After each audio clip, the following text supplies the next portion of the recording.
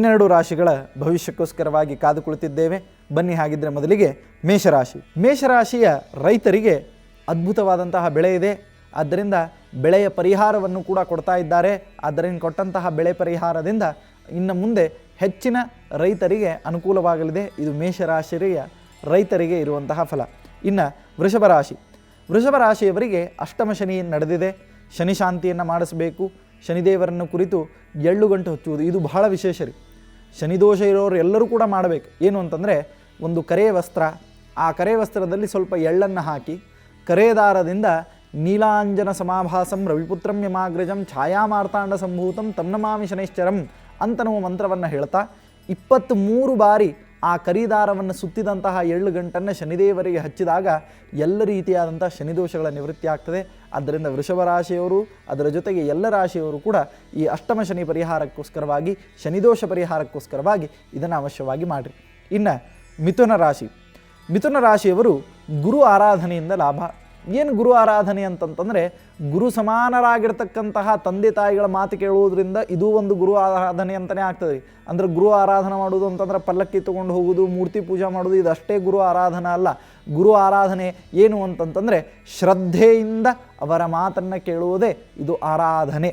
ಆದ್ದರಿಂದ ತಂದೆ ತಾಯಿಗಳ ಗುರುಗಳ ಮಾತುಗಳನ್ನು ಆರಾಧನೆ, ಅವರೇನು ಹೇಳ್ತಾರೆ ಅದನ್ನು ನೀವು ಚೆನ್ನಾಗಿ ಕೇಳಿ, ನಿಮ್ಮ ಜೀವನ ಇದು ಸುಖಮಯವಾಗ್ತದೆ.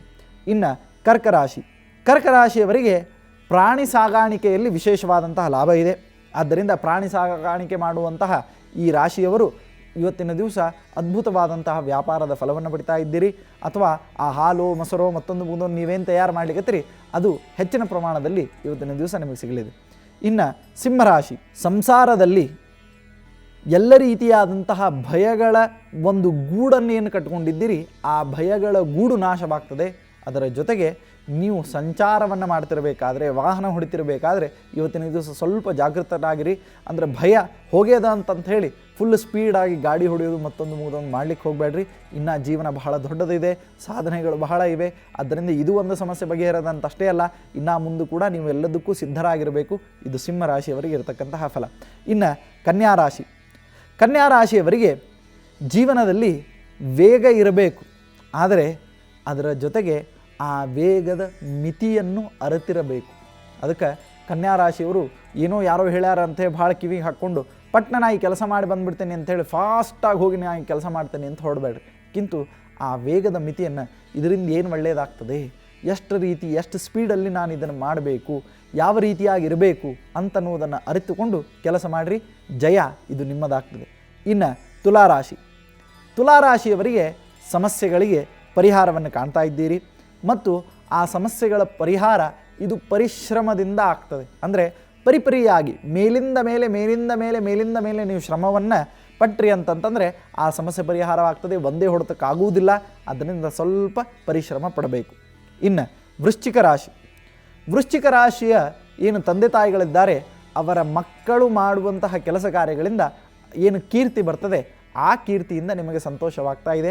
ಆದ್ದರಿಂದ ಒಳ್ಳೆಯ ಕೀರ್ತಿವಂತರಾಗಿರ್ತಕ್ಕಂತಹ ನಿಮ್ಮ ಮಕ್ಕಳು ಉತ್ತರೋತ್ತರವಾದಂತಹ ಸಾಧನೆಯನ್ನು ಮಾಡ್ತಾ ಇದ್ದಾರೆ. ಆ ಸಾಧನೆಯಿಂದ ನಿಮಗೆ ಸಂತೋಷ. ಇನ್ನು ಧನುರಾಶಿ. ಗುರುಬಲ ತಾರಾಬಲ ಎರಡೂ ನಿಮ್ಮ ಜೊತೆಗಿದೆ. ಆದ್ದರಿಂದ ಯಾವ ಕೆಲಸಕ್ಕೂ ಕೈ ಹಾಕಿರಿ, ಅದು ನಿಮಗೆ ಅನುಕೂಲವನ್ನು ತಂದುಕೊಡ್ತದೆ. ಇನ್ನು ಮಕರ ರಾಶಿ. ಮಕರ ರಾಶಿಯವರಿಗೆ ಸಾಡೆ ಸಾತಿ ಪ್ರಾರಂಭವಾಗಿದೆ. ಶನಿದೇವರ ಆರಾಧನೆ ಮಾಡಬೇಕು. ನೀಲಾಂಜನ ಸಮಾಭಾಸಂ ಈ ಮಂತ್ರವನ್ನು 23,000 ತಮ್ಮ ಈ ಒಂದು 7.5 ವರ್ಷದ ಪಿರಿಯಡ್ನಲ್ಲಿ ಅದನ್ನು ಹೇಳಬೇಕು. ಅದರ ಜೊತೆಗೆ ಶನಿ ಶಾಂತಿಯನ್ನು ಮಾಡಿಸಬೇಕು. ಮಾಡಿಸಿದ್ರಿ ಅಂತಂದರೆ ಎಲ್ಲ ಅಶುಭ ಫಲಗಳು ಶುಭ ಫಲವಾಗಿ ಪ್ರವರ್ತಿತವಾಗ್ತದೆ. ಇನ್ನು ಕುಂಭರಾಶಿ. ಕುಂಭರಾಶಿಯವರಿಗೆ ಜನಬೆಂಬಲ ಸಿಕ್ಕು ಜಯಪ್ರಾಪ್ತಿ ಆಗ್ತಾ ಇದೆ. ಆದ್ದರಿಂದ ಎಲೆಕ್ಷನ್ಸ್ ಹತ್ತಿರಿದ್ದು ಅಂತಂತಂದರೆ ಅಥವಾ ನಿಮ್ಮದು ಏನೋ ಒಂದು ಸಂಘ ಕಟ್ಕೊಂಡಿದ್ರಿ, ಆರಸ್ ಬರಬೇಕು ಅಂತ ಅಂದ್ಕೊಂಡಿದ್ರಿ ಅಂತಂದರೆ ಅವಶ್ಯವಾಗಿ ಪಾರ್ಟಿಸಿಪೇಟ್ ಮಾಡಿರಿ. ಇವತ್ತಿನ ದಿವಸ ಅರ್ಜಿ ಸಲ್ಲಿಸಿರಿ, ಒಳ್ಳೆಯದೇ ಆಗ್ತದೆ. ಇನ್ನು ಮೀನರಾಶಿ. ಮೀನರಾಶಿಯವರಿಗೆ ಸಾಮಾಜಿಕ ನ್ಯಾಯ ದೊರೀತಾ ಇದೆ. ಅದಕ್ಕೆ 2 ನ್ಯಾಯ ಯಾವಾಗಿದ್ರೂ ಕೂಡ, ವೈಯಕ್ತಿಕ ನ್ಯಾಯ ಮತ್ತು ಸಾಮಾಜಿಕ ನ್ಯಾಯ. ಅಂದರೆ ಸಾಮಾಜಿಕ ನ್ಯಾಯ ಅಂದರೆ ಏನು ಅಂತ ಪ್ರಶ್ನೆ ಮಾಡಿಕೊಂಡ್ರೆ it's nothing but right for living ಅಂತ ಹೇಳ್ತೇವೆ. ಸೊ ಆ ಎಲ್ಲ ರೈಟ್ ಫಾರ್ ಲಿವಿಂಗ್ ಧಾರ್ಮಿಕವಾಗಿ ಲೌಕಿಕವಾಗಿ ಎರಡೂ ದೃಷ್ಟಿಯಿಂದ ಇದು ನಿಮಗೆ ಪ್ರಾಪ್ತಿಯಾಗ್ತಾ ಇದೆ. ಇದು 12 ರಾಶಿಗಳ ಭವಿಷ್ಯ. ಬನ್ನಿ ಆಗಿದ್ದರೆ ಇವತ್ತಿನ ವಿಶೇಷ ಮಂತ್ರ ಯಾವುದು, ಈ ಮಂತ್ರದಿಂದ ನಮಗೇನು ಲಾಭ ಆಗ್ತಾ ಇದೆ ಅಂತನ್ನೋದನ್ನು ನಾವು ನೋಡೋಣ. ಎಲ್ಲರಿಗೂ ಕೂಡ ತಲೆಯಲ್ಲಿ ಒಂದು ಇರ್ತದೆ, ಏನೋ ಒಂದು ಇಟ್ಕೊಂಡಿರ್ತೇವೆ, ಇಲ್ಲ ನನಗೆ ಇವತ್ತು ಈ ಕೆಲಸ ಆಗಬೇಕು, ಆ ಕೆಲಸ ಆಗಬೇಕು ಅಂದರೆ ಏನು ಮಾಡ್ಬೇಕು ಹೇಳ್ರಿ. ಅದಕ್ಕೆ ಈ ಮಂತ್ರ ಪಠನ ಮಾಡಿರಿ. ಈ ಮಂತ್ರ ಪಠನ ಮಾಡಿದ್ರಿ ಅಂತಂದ್ರೆ ನಿಮಗೆ ಎಲ್ಲ ಕೆಲಸ ಕಾರ್ಯಗಳಲ್ಲಿಯೂ ಜಯ ಸಿಗ್ತದೆ. ಯಾವ ಕೆಲಸಕ್ಕೆ ಈ ಮಂತ್ರವನ್ನು ನೀವು ಹೇಳ್ಕೊಂಡು ಹೋಗ್ತೀರಿ, ಇದನ್ನ ಮಂತ್ರವನ್ನು ಹೇಳಿದ ತಕ್ಷಣ ನಿಮ್ಮ ಎಲ್ಲ ರೀತಿಯಾದಂಥ ಅನುಕೂಲತೆಗಳು ಪ್ರಾಪ್ತಿ ಆಗ್ತವೆ. 1 ಲಕ್ಷದೊಳಗೆ ಇಟ್ಕೊಳ್ರಿ. ಈ ಮಂತ್ರವನ್ನು ಹೇಳಿದ್ದು ಮಹಾಭಾರತದಲ್ಲಿ. ಆ ಮಹಾಭಾರತದಲ್ಲಿ ಈ ಮಂತ್ರವನ್ನು ಹೇಳಿದ್ದಕ್ಕೆ ಪಾಂಡವರು ಇಡೀ ಮಹಾಭಾರತ ಯುದ್ಧನ ಗೆದ್ದಿದ್ರಿ. ನಮ್ಮ ಜೀವನದ ಯುದ್ಧ ನಾವು ಗೆಲ್ಲಕ್ಕೆ ಸಾಧ್ಯ ಇಲ್ಲೇನು? ಅವಶ್ಯವಾಗಿ ಗೆಲ್ತೀವಿ.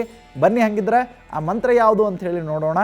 ಯತ್ರ ಯೋಗೇಶ್ವರ ಕೃಷ್ಣೋ ಯತ್ರ ಪಾರ್ಥೋ ಧನುರ್ಧರಃ ತತ್ರ ಶ್ರೀ ವಿಜಯ ಭೂತಿರ್ ಧ್ರುವಾನೀತಿರ್ ಮತಿರ್ಮಮ ಅಂತನ್ನುವ ಈ ಮಂತ್ರವನ್ನು 5 ಬಾರಿ ಹೇಳಿ ನೀವು ಹೊರಟ್ರಿ ಅಂತಂದರೆ ನಿಮಗೆ ಜಯ ಸುನಿಶ್ಚಿತ.